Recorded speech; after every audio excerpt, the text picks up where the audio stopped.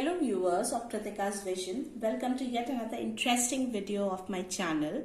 Thank you for subscribing my channel and staying tuned to it for more interesting history civics videos. Okay, so today we are continuing with the civil disobedience movement and we will be doing the impact or significance of this movement. So first impact that it had was, though the suspension of the movement did not mean that people had given up the struggle for freedom, however, it had a great significance on the people of a country.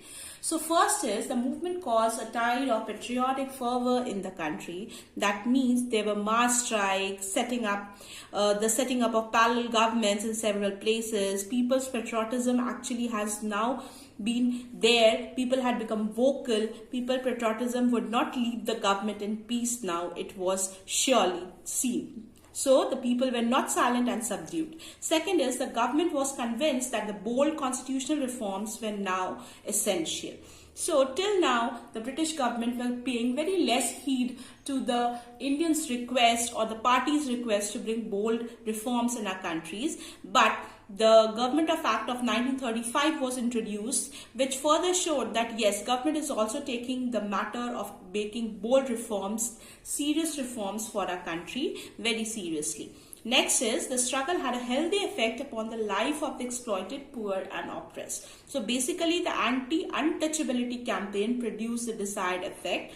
The depressed classes were given entry in school, temples. So this social evil of untouchability was removed from a society and it further led to unification of a society.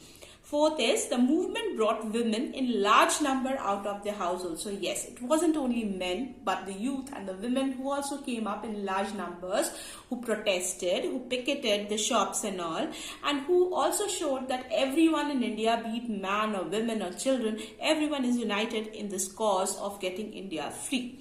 So this was one of the impact. Next is, the last one is that now the youth of India at that time, they also felt that yes, ahimsa, non-violence is one of the very bold weapon to fight for our country's freedom. So violence as a particular political weapon ceased to have much impact on the youth of India because of Gandhi's preaching of non-violence. However, they were revolutionaries movement, but still people were convinced that yes, this is one of the good weapons to fight for our country's freedom. So that's all for today's video. Please stay tuned to my channel. Do watch my videos. Do comment, share and subscribe. Thank you.